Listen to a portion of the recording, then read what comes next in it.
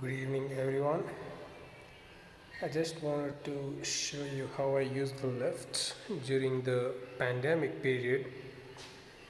So I have this uh, piece of thick paper here. It's very firm, and I just make sure I always touch it on one end of it, right?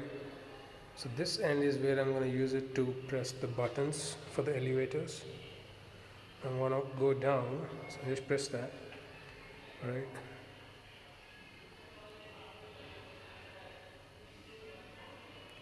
And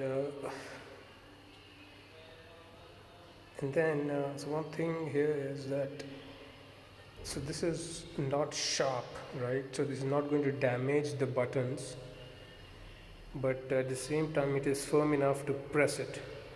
You could alternatively use a name card, right? So in olden days we used to have similar sized name cards. They perfectly work fine, and the contact area is pretty minimal, right? So even if there were any trace of any virus here, it would be very minimally present on this, right? And then what I do is when I reach back my apartment, just place it outside the door, right? Just like that.